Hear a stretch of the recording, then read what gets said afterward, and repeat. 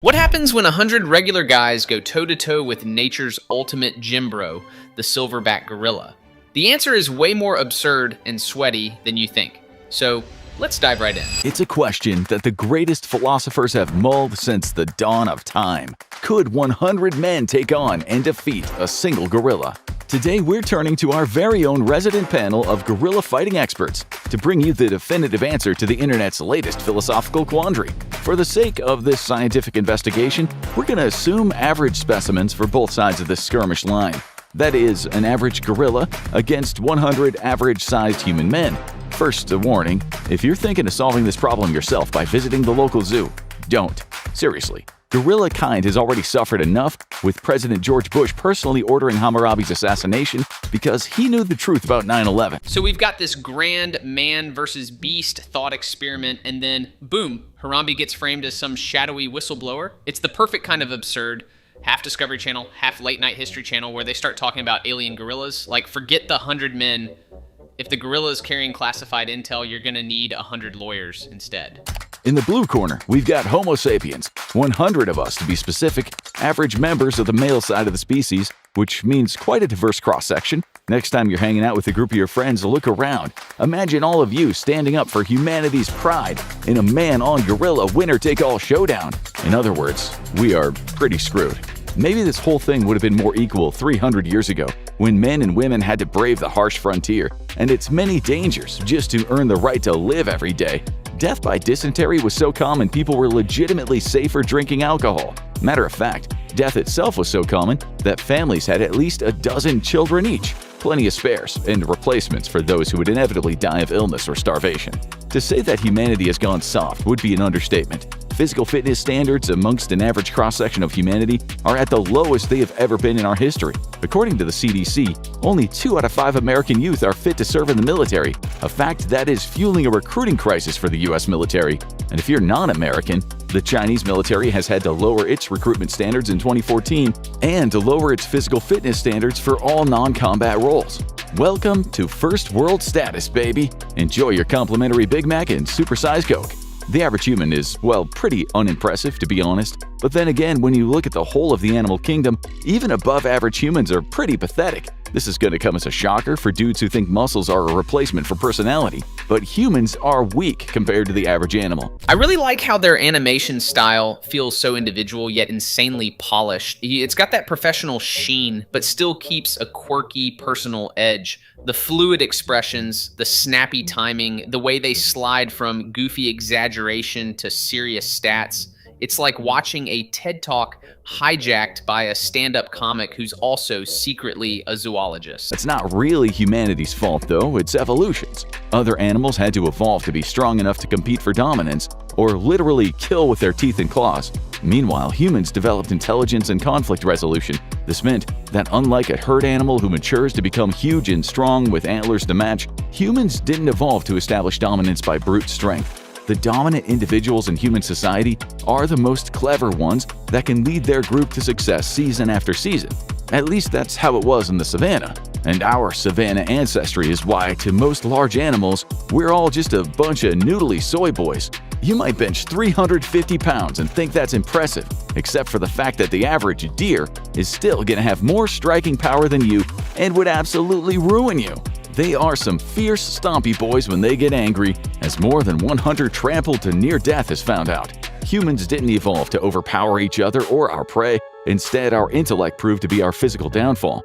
As an intelligent pack species, humanity evolved in a pretty extraordinary way that set us apart from any other ape and nearly all other animals. We became persistence hunters, lacking claws and mouths full of sharp teeth, or any significant strength to speak of. Humans developed the ability to run long distances in blazing hot savanna heat. We literally evolved a biological cheat code in the ability to sweat, combined with an ultra-efficient breathing system. It let us keep going long after other animals had dropped from exhaustion. Cheetahs may be the fastest animal on the planet, and lions may be stronger and faster than us, but they can only exert themselves for brief periods of time or risk dying of heat stroke. They simply can't shed heat fast enough to avoid cooking their own brains. This bit nails that hilarious truth bomb. We're basically the endurance nerds of the animal kingdom. Sure, a lion can maul you in seconds, but give us a sunny day and a few miles, and suddenly we're the horror movie villain, just jogging behind while they overheat. It's wild that our evolutionary superpower is basically a sweaty, slow-motion death chase. Imagine trying to sell that as a Marvel hero, the Perspirator. So, when you see a puffed-up gym bro who needs 9 different protein shakes a day to have a sliver of self-esteem, remind them that they are not what peak male form looks like. Matter of fact, this is what the peak human male form looks like. That guy probably weighs no more than 100 pounds, and if you bench 350 and think you could take him, well, it would take us an entire TED Talk to explain how wrong you are. This Maasai hunter is the pinnacle of human evolutionary perfection. His lithe form is perfectly adapted for aerobic excellence, meaning as you're trying to lunge at him with creatine coursing through your veins, he's easily sidestepping you and literally running in circles around you. And he will just keep running in circles around you until you tire yourself out and start overheating, exactly like the prey he hunts every day to put food in his family's mouth. And when you've collapsed on the floor completely exhausted, that's when he'll move in for the kill. Modern convenience, though, has moved us all far away from this example of aerobic perfection. The average male today is better adapted to a life scrolling through TikTok and doing office work than any physical exertion. On average, a male between the ages of 18 and 35 can do a single rep of bench press between 40 to 60% of his body weight. Given that they themselves are probably 20 or more pounds overweight, well, that means that the average male can't even bench press their own body weight. For deadlift, they score a little bit better, able to deadlift on average around 155 pounds. Grip strength, once important for securing prey, has diminished. The average man can generate a punching force that maxes out at around 150 psi, which isn't bad until you figure in the fact that deer, a prey animal, can kick hard enough to break human bones. The contrast here is brutal and kind of hilarious. The peak male form isn't your 240-pound creatine billboard. It's a wiry Maasai endurance machine who could literally outjog your soul. It's like evolution saw gym culture and said, cute, but can you run 20 miles without Wi-Fi? Meanwhile, our modern adaptations, scrolling thumbs, ergonomic chairs, and Netflix marathons have made us apex predators only in the domain of binge watching. Factor in a complete lack of aerobic fitness in a modern man, and you have an army of 100 combatants that suddenly looks very unimpressive on paper, especially when their opponent is quite literally physically perfect by comparison and much larger than them. But fret not, because the gorilla fight scientists in the Infographics lab still have a strategy to win this bare-knuckle fight, even if it is probably not what you're expecting. Alright, time to meet the competition, an adult silverback gorilla. Technically, silverback gorilla isn't the proper term. Silverback is simply used to describe mature male gorillas. When you think of a gorilla, there are 2 different types, the mountain gorilla and their lesser-known counterparts, the lowland gorillas. Despite their prowess, gorillas have not exhibited the same level of evolutionary success as other primates, and their range is extremely limited to just a small part of sub-Saharan Africa. The mountain gorilla is classed as endangered, and the rest are critically endangered, especially given the illegal gorilla hunting that is a persistent problem, despite protection by game wardens and rangers. Calling it an army of 100 modern men is generous. It's basically 100 guys who'd get winded chasing a bus. Then you put that against a silverback, which is like nature's tank in fur pajamas, and suddenly this isn't a fight. It's a mass resignation. The endangered status just makes it weirder, right? See, we're debating if we could beat one when reality is they're mostly dodging poachers, not CrossFit bros. Despite natives knowing of their existence, gorillas weren't formally recognized by academia until relatively recently in human history. One of the first popular accounts of the gorilla comes from an English adventurer, Andrew Battelle. And can we acknowledge the fact that adventurer used to be a legitimate profession? Humanity has really gone downhill in recent centuries. In 1625, Battelle's account of giant humanoid apes was met with skepticism and ridicule by many, despite natives knowing of their existence for millennia. Battelle described how the gorillas traveled together in groups and killed many natives that they ran across. That is bad news for our would-be guerrilla warriors, when one of the first historical accounts of them specifically mentions the ease with which they murder humans. Battelle goes on to say how gorillas can't be taken alive because they are stronger than 10 men. But just how strong are they really? The Andrew Battelle bit is hilarious because back then you could just be an adventurer Basically a mix of Indiana Jones and a guy who wandered into trouble for a living. And the fact that academia scoffed at gorillas despite locals knowing about them forever. Classic colonial arrogance. Also, stronger than 10 men sounds like old-timey exaggeration until you realize that's probably underselling it when your men are 1600s malnourished sailors. This is what the average gorilla looks like. Those arms are thicker around than some people's waist. The creatures are just pure muscle, and this is without doing any sort of weight training. Gorillas are literally just built different. No one's ever taught a gorilla how to use the gym, and God help us all if they ever did. So gauging their exact strength can be difficult. However, gorillas have been observed bending the thick metal bars of their cages in the zoos. On average, it's estimated that a gorilla can be anywhere from 4 to 10 times as strong as a human, though. One advantage that gorillas have over humans is that strength has been evolutionarily prioritized in the species. Natural selection will favor different traits in an animal, ultimately passing down and honing those traits that best lead to survival. Cheetahs were once ordinary wildcats. The fastest of them would average more successful hunts than other members who may have preferred raw strength or other attributes. With faster cheetah ancestors being more successful than their rivals, they were more likely to survive and be selected for mating. This would continue for generations, passing down their genes and leading to individuals better adapted for speed, until one day the first official cheetah appeared on the scene. Gorillas faced many of the same problems that other hominids did. They had to evolve to live on the ground rather than in the safety of the trees. But unlike humans and our cousins, gorillas weren't suited well for running. And just like us, they lacked claws or other significant natural weapons. Thus, strength became the defining attribute of gorilla survival, leading to thousands of generations of selective breeding until today, when the average gorilla is built like a brick house.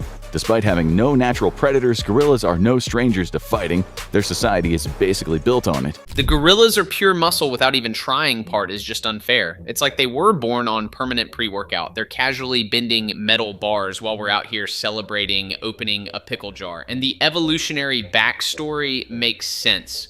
Humans solved problems with brains, cheetahs with speed, gorillas. They just went full stat points, all in strength, creating a species where every individual looks like they've been photoshopped for a protein powder ad. There's a slight difference between lowland and mountain gorillas, but generally speaking, when they mature, males will leave the family group and strike out on their own. Some mountain gorilla groups, however, will allow mature males to remain in the group, subordinate to the mature silverback. When the silverback dies, the subordinate males will compete for the privilege of being troop leader. Gorillas are a bit of a conundrum. While they lack the predatory instincts of carnivores and there's almost no documented aggression toward humans that wasn't self-defense, gorillas actually fight quite a bit amongst each other.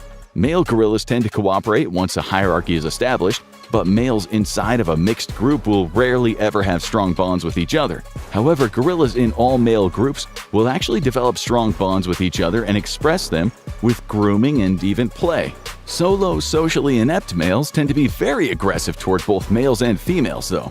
Lacking social skills, solo male gorillas will often seek to challenge a mature silverback for dominance. Solo males will even raid family groups and commit infanticide, killing the offspring of the silverback. This puts them in conflict with the females, who will fight to defend their children. As it turns out, though, most of the violence actually comes from female gorillas. Females in the same family group will have good relations with each other, but non-maternally related females will frequently be very aggressive toward each other and view each other as competition for male attention. Females will also sometimes pick fights with males, even the silverback leader, demanding to mate. Eventually, two rival males will fight to take control of a troop, and these fights can and do end in death.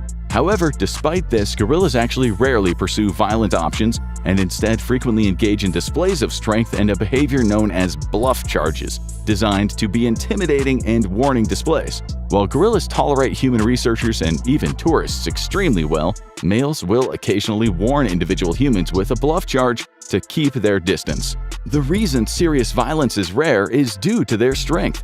Gorillas are so strong that they innately know that any serious fight is likely to end in death or grievous injury. Afraid of the consequences, gorillas prefer to posture and pretend over actual violence. But when a silverback is being challenged, sometimes violence is the only answer, and these fights have a good chance of ending in death. Before a fight even starts, you're likely to see the famous chest-thumping behavior that's associated directly with gorillas. If you ever encounter a wild gorilla, here's a pro tip. Don't thump your chest at them. This is specifically an intimidation tactic meant to show just how powerful the gorilla is. The larger and thus stronger the gorilla, the bigger the chest and the lower frequency the chest thumping creates. This audio cue is basically like advertising an accurate measure of your strength to a rival, and it lets them know you're not afraid to use it. Next, you're gonna see the final warning before violence. Gorillas on the verge of a fight will exhibit not just bluff charges, but they'll begin tearing off large limbs from trees and beating the ground with them or just throwing them around. They might even grab a tree and begin shaking it violently. It's all meant to advertise just how strong this gorilla is. Ignore that final warning, and it's fight night. So let's look at weapons. For the gorilla, it's obvious. Aside from incredible strength, they have huge canines that develop as the gorilla reaches maturity. Despite their intimidating size, starting at 3 inches, these teeth aren't for eating meat. They're actually evolved to help the gorilla chew up tough tree bark and rip it apart, but they're also excellent weapons, and gorillas aren't afraid to use them, leaving huge puncture wounds on rivals that can be deadly. For humans, our natural weapons are pretty pathetic, but, well, we do have one, our ability to punch. Scientists believe that our hands and our forearms actually evolved to help us punch things, given that we're absolutely useless otherwise. This section makes gorilla society sound like some mix between a soap opera and a UFC weigh-in, complete with chest thumping as the official LinkedIn endorsement for "will wreck you." The fact they mostly avoid real fights because they know their own power is fascinating. Like a mutual assured destruction pact, but with more bananas. And those 3-inch canines, imagine evolving tree bark scissors that double as face puncturing hardware. Meanwhile, humans are out here bragging about punching. Cute. Like most people, you probably punched through some drywall after your mom said no to buying more Monster Energy drinks, and you probably hurt yourself. And that's because you're punching wrong. It might seem intuitive that a good punch should make use of the entire front side of a balled-up fist, but in fact, the only thing you're doing is risking a broken knuckle. Instead, you should strike with a fist that is slightly canted down, so your top knuckles absorb the energy of the punch and transfer it down to your forearm. This concentrates the kinetic energy of your punch into a smaller section, making it more devastating than if it were spread around a larger area. But it also keeps you from breaking your knuckle bones. The good news is gorillas can't punch, and you can. The bad news is gorillas don't need to because they're strong enough to tear your limbs off. Okay, it's fight night and it's time to settle the score. Who's gonna win? A single gorilla or 100 humans? The gorilla. Of course the gorilla wins. Why would anyone expect anything different? If I had to guess a way to beat a gorilla without dipping into cartoon anvil territory, it'd have to exploit the one thing we've got that they don't, endurance plus coordination. Basically turn it into a marathon boss fight. Keep your 100 guys at range, rotate them in shifts, throw projectiles, maybe set up barricades, and force the gorilla to overheat. You're not winning by overpowering it. You're winning by turning the match into a sweaty, frustrating waiting game until King Kong keels over. Let's explain exactly why. First, it isn't just that the gorilla is stronger than you. It's that it is massive enough, upwards of 600 pounds, that your pathetic noodle boy punches aren't going to do any significant damage to it. Gorilla bodies evolved to withstand blows from other gorillas. You get carpal tunnel playing Minecraft too long. You are literally built different, but worse. Also, the gorilla is spending every day surviving in the wild. You're probably almost out of breath just going from your gaming chair to answer the delivery driver at the front door. The gorilla's life is all about aerobic exercise. The gorilla isn't just stronger than you, it's got the stamina to repeatedly tear the arms off of attackers. Then there is this psychological factor. The moment that the rest of the crowd sees the first group of humans getting limbs removed, like petals being pulled off a daisy, most people are going to cut and run. Even if we put you in an arena with no escape, with most individuals fleeing the gorilla, it avoids its only real weakness, being overwhelmed. We did promise to tell you how you could win, though. It's probably going to result in most of the 100 humans dying, but that's a sacrifice we're willing to make. Hornets will frequently attack and raid honeybees, who are about a third of their size. Hornets are armored like tanks, so bee stings bounce off their mandibles and do nothing. But the honeybees figured out a surefire way to kill invading hornets. As soon as a hornet lands on a bee nest, it is immediately swarmed by dozens of honeybees. The hornet's powerful mandibles rip the bees apart with ease, but the bees simply keep coming. Eventually, they manage to completely overwhelm the hornet and bury it under a mass of their own bodies. Then, the bees start to vibrate their bodies, causing them to overheat. Under a pile of bees, the hornet is slowly but surely cooked alive, and some of the bees as well. This is where the guerrilla battle plan basically turns into National Geographic Nightmare Edition. Your only shot is to go full honeybee, swarm from all sides, don't stop, and use sheer numbers to generate chaos and heat until the guerrilla's internal CPU fries. Of course, like with the bees, a lot of the attackers aren't walking away. It's basically the world's worst team-building exercise. But if endurance and overheating are the chink in Kong's armor, then yeah, you're weaponizing sweaty human persistence into a slow, terrifying win. If you want to survive against a rampaging gorilla, your best bet is to get the other 99 people with you to agree to bum rushing it. The gorilla can and will absolutely annihilate many of you as you try to pin it down, but eventually the gorilla should be so tired of turning humans inside out that you're able to dogpile on it and pin it down. Anyone who's ever been in a mosh pit knows how dangerously hot it can get. With the gorilla trapped under a pile of human bodies, it's a matter of giving it lethal heat stroke due to the raising of your own body temperature. Screaming is a great way to exert yourself. Just pretend you're finally letting out everything you never said during that one family dinner.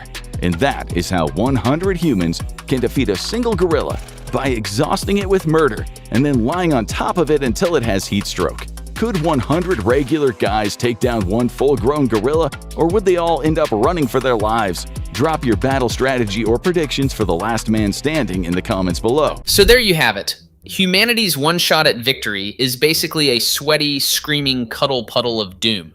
It's brutal, ridiculous, and somehow still more believable than half the action movies out there. They did a great job bringing this absurd scenario to life. Check out the Infographics Show, link in the description. Here you can find the next interesting video. Stay nerdy.